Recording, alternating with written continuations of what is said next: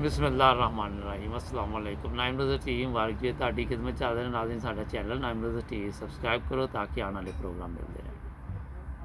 ਨਾਜ਼ਰੀਨ, 3-4 ਦਿਨ ਪਹਿਲੇ ਕਤਲ ਹੋਇਆ ਅਫਸੋਸਨਾਕ।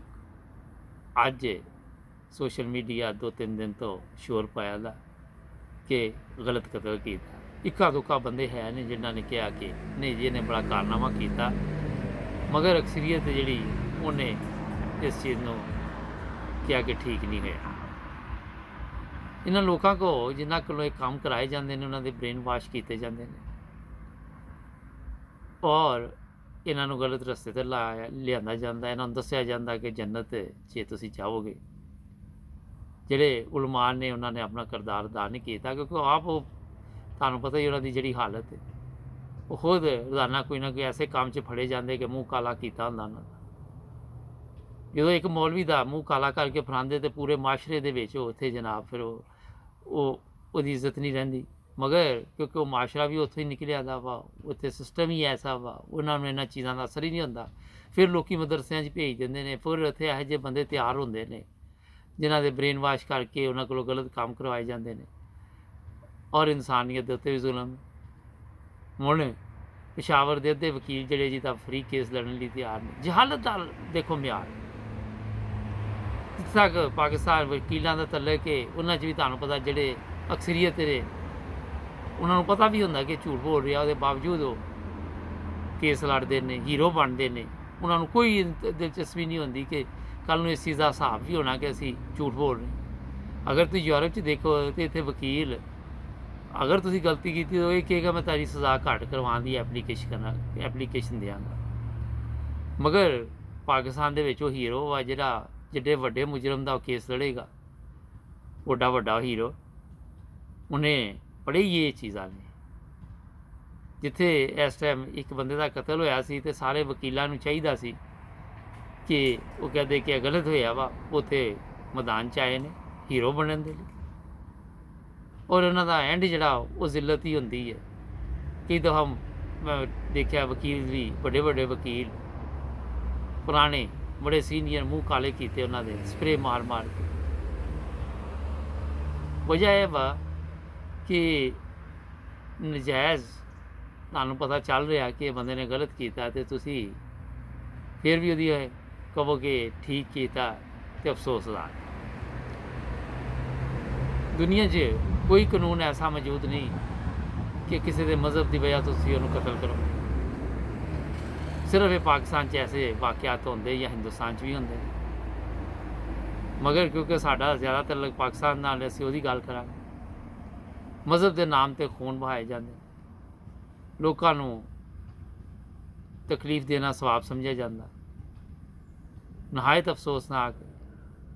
ਔਰ ਜਿਹੜੇ ਮੌਲਵੀ ਨੇ ਜਿਹੜੇ ਨਾਰੇ ਲਾ ਰਹੇ ਨੇ ਉਹਨੂੰ ਮੁਖਤਲਿਫ ਰੰਗ ਦੇ ਵਿੱਚ ਪੇਸ਼ ਕਰ ਰਹੇ ਨੇ, ਉਹਨਾਂ ਦੀ ਕਿਉਂਕਿ ਤਜਾਰਤ ਹੈ, ਜਿੱਡਾ ਜ਼ਿਆਦਾ ਮੌਲਵੀ ਝੂਠ ਬੋਲੇਗਾ ਉਨਾ ਹੀ ਉਹਨੂੰ ਫਾਇਦਾ। ਕਿਉਂਕਿ ਅਗਰ ਇਹ ਕੌਮ ਨਾਲ ਸੱਚ ਬੋਲਣਗੇ ਤਾਂ ਕੌਮ ਨੂੰ ਤਾਂ ਹੋਸ਼ ਆ ਜਾਏਗੀ। ਔਰ ਇਹੀ ਚੀਜ਼ਾਂ ਮੈਂ ਤੁਹਾਨੂੰ ਬਾਰਹਾ ਦੱਸਣਾ ਕਿ ਸਭ ਤੋਂ ਜ਼ਿਆਦਾ ਨੁਕਸਾਨ ਦੇਣ ਵਾਲਾ ਇਹ ਪਾਕਿਸਤਾਨ 'ਚ ਮੌਲਵੀ ਹੈ ਅਤੇ ਉਹਦੇ ਬਾਅਦ ਸਿਆਸਤਦਾਨ। ਕਿਉਂਕਿ ਕਿਸੇ ਨੇ ਅੱਜ ਤੱਕ ਇਸ ਮੁਲਕ ਦਾ ਨਹੀਂ ਸੋਚਿਆ, ਕਿਸੇ ਨੇ ਇਸ ਕੌਮ ਦਾ ਨਹੀਂ ਸੋਚਿਆ। ਆ ਜਾ ਕੇ ਇੱਕ ਪਤਾ ਇਹਨਾਂ ਕੋਲ ਹੈਗਾ ਕਿ ਅਹਿਮਦੀ ਨੇ, ਚਲੋ ਜੀ ਇਹਨਾਂ ਦੇ ਉੱਤੇ ਜਿਵੇਂ ਮਰਜ਼ੀ ਹਮਲੇ ਕਰ ਦਿਓ, ਇਹਨਾਂ ਨੂੰ ਗ੍ਰਿਫਤਾਰ ਕਰਾ ਦਿਓ, ਝੂਠੇ ਮੁਕੱਦਮੇ ਬਣਵਾ ਦਿਓ। ਜਦੋਂ ਮੈਂ ਇਹੋ ਜਿਹੀਆਂ ਗੱਲਾਂ ਕਰਨਾ ਤਾਂ ਕਈ ਐਸੇ ਨੇ ਕਿ ਉਹ ਵੀ ਅੱਗੋਂ ਕਹਿੰਦੇ ਜੀ ਇਹ ਝੂਠ ਨਹੀਂ, ਇਹ ਸਹੀ ਹੈ। ਹਾਲਾਂਕਿ ਸਭ ਨੂੰ ਪਤਾ ਕਿ ਗਲਤ ਹੈ। ਇੱਕ ਖਤੂਨ ਵੀ ਪਾਕਿਸਤਾਨ 'ਚ ਗ੍ਰਿਫਤਾਰ ਕੀਤੀ ਦੀ ਹੈ।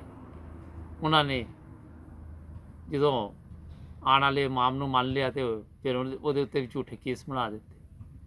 ਇਹ ਚੀਜ਼ਾਂ ਇੰਨੀਆਂ ਤਕਲੀਫਦੇਹ ਹੈ ਕਿ ਇਸ ਕੌਮ ਨੂੰ ਅਗਰ ਸਮਝ ਨਹੀਂ ਹੈ ਅਤੇ ਖੁਦਾ ਤਾਲਾ ਦਾ ਅਜ਼ਾਬ ਵੀ ਆਉਂਦਾ ਹੁੰਦਾ। ਉਹ ਕੌਮਾਂ ਜਿਹੜੀਆਂ ਨੇ ਉਹਨਾਂ ਦੇ ਉੱਤੇ ਆਉਂਦਾ ਹੁੰਦਾ, ਇਨਸਾਨਾਂ 'ਤੇ ਅਜ਼ਾਬ ਆਉਂਦੇ ਨੇ। ਇਹਨਾਂ ਨੂੰ ਅੱਜ ਤੱਕ ਇਹ ਨਹੀਂ ਕਿਸੇ ਨੇ ਦੱਸਿਆ ਕਿ ਗਲਤ ਮੁਕੱਦਮੇ ਬਣਾਉਣੇ ਸਖਤ ਗੁਨਾਹ ਹੈ, ਕਿਉਂਕਿ ਇਸਲਾਮ ਨੇ ਹਮੇਸ਼ਾ ਸੱਚ ਔਰ ਹੱਕ ਦੀ ਗਵਾਹੀ ਦੇ ਲਈ ਇਜਾਜ਼ਤ ਦਿੱਤੀ ਹੈ। ਮੌਲਵੀਆਂ ਨੇ ਪਾਕਿਸਤਾਨ ਦਾ ਬੇੜਾ ਗਰਕ ਕਰਕੇ ਰੱਖ ਦਿੱਤਾ।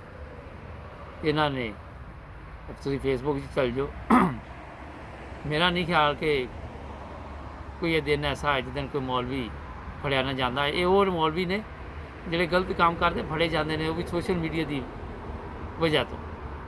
ਅਗਰ ਤੁਸੀਂ ਨਾਰਮਲ ਮੀਡੀਆ 'ਤੇ ਦੇਖੋ ਤਾਂ ਕੋਈ ਨਜ਼ਰ ਨਹੀਂ ਆਏਗੀ ਖਬਰ ਇਹੋ ਜਿਹੀ। ਹਾਂ, MTA ਨੂੰ ਬੰਦ ਕਰਾਉਣਾ ਹੋਏ ਤਾਂ ਉੱਥੇ ਫਿਰ ਜਨਾਬੇ ਅਲੀ ਜਿਹੜੀ ਪੈਮਰਾ ਉਹ ਹੋਸ਼ 'ਚ ਆ ਜਾਏਗੀ, ਜਿਹਦੇ 'ਤੇ ਅੱਲਾ ਅਤੇ ਅੱਲਾ ਦੇ ਰਸੂਲ ਦੇ ਮਤਲਬ ਦੱਸਿਆ ਜਾਂਦਾ। ਔਰ ਇਹਨਾਂ ਨੂੰ ਫਿਰ ਇਹ ਹੁੰਦਾ ਕਿ ਕਿਸੇ ਨੂੰ ਸਹੀ ਤਾਲੀਮ ਨਾ ਮਿਲ ਜੇ।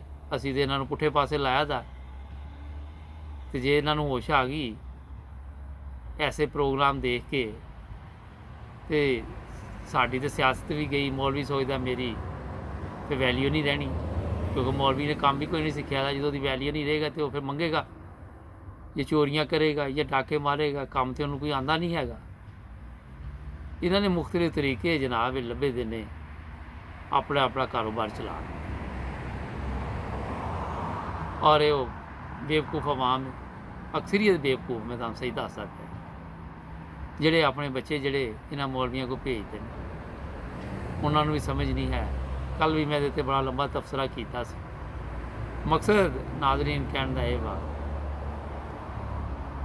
ਕਿ ਪਾਕਿਸਤਾਨ 'ਚ ਜਿੰਨੀ ਦੇਰ ਤੱਕ ਜਹਾਲਤ ਖ਼ਤਮ ਨਹੀਂ ਹੋਏਗੀ ਉਨੀ ਦੇਰ ਤੱਕ ਪਾਕਿਸਤਾਨ ਦੀ ਹਾਲਤ ਠੀਕ ਨਹੀਂ ਹੋ ਸਕਦੀ। ਲੋਕਾਂ ਨੂੰ ਜਿੰਨੀ ਦੇਰ ਤੱਕ ਦੱਸਿਆ ਨਹੀਂ ਜਾਏਗਾ ਕਿ ਹਕੀਕੀ ਇਸਲਾਮ ਅਹਿਮਦੀਅਤ ਹੈ, ਯਾਨੀ ਕਿ ਉਹਦੇ ਮੁਤਲਕ ਜਿੰਨੀ ਦੇਰ ਤੱਕ ਲੋਕਾਂ ਨੂੰ ਨਹੀਂ ਦੱਸਿਆ ਜਾਏਗਾ ਪਾਕਿਸਤਾਨ ਕਿਸ ਤਰ੍ਹਾਂ ਠੀਕ ਹੋ ਸਕਦਾ। ਬਾਕੀ ਲੋਕਾਂ ਨੂੰ ਇਹ ਪਹਿਲੇ ਵੀ ਮੈਂ ਦੱਸ ਚੁੱਕਿਆ, ਸਵਾਲ ਕਰਨਾ ਕਿ ਮੈਨੂੰ ਇਹ ਦੱਸੋ ਯਾਰ, ਕਿਤੇ ਤੁਸੀਂ ਪਾਕਿਸਤਾਨ ਵੱਲੋਂ ਆਵਾਮ ਵੱਲੋਂ ਤਬਸਰੇ ਕਰਦੇ ਜੇ। ਮੈਂ ਉਹਨਾਂ ਨੂੰ ਕਹਿੰਦਾ ਠੀਕ ਹੈ ਯਾਰ, ਮੈਂ ਨਹੀਂ ਕੋਈ ਤਬਸਰਾ ਕਰਦਾ, ਤੁਸੀਂ ਇਹ ਦੱਸੋ ਕੋਈ ਮੈਨੂੰ ਐਸਾ ਕੰਮ ਦੱਸੋ ਜਿਹੜਾ ਪਾਕਿਸਤਾਨ 'ਚ ਅੱਛਾ ਹੋ ਰਿਹਾ, ਮੈਂ ਉਹਦੇ 'ਤੇ ਤਬਸਰਾ ਕਰਾਂ। ਤੁਸੀਂ ਵੀ ਨਾਜ਼ਰੀਨ ਸਾਨੂੰ ਦੱਸੋ, ਪਤਾ ਤਾਂ ਚੱਲੇ ਕਿਹੜਾ ਕੋਈ ਅੱਛਾ ਕੰਮ ਹੁੰਦਾ ਉਹਦੇ 'ਤੇ ਮੈਂ ਵੀ ਗੱਲਬਾਤ ਕਰਾਂ। ਸੋਚੋ, ਗੌਰ ਕਰੋ, ਜ਼ਾਹਿਰ ਹੈ 22 ਕਰੋੜ ਆਵਾਮ ਹੈ, ਕਿਸੇ ਨਾ ਕਿਸੇ ਦੇ ਜ਼ੇਨ 'ਚ ਤਾਂ ਹੋਏਗਾ ਨਾ ਕਿ ਇੱਥੇ ਇਹ ਨੇਕੀ ਦਾ ਕੰਮ ਹੋ ਰਿਹਾ।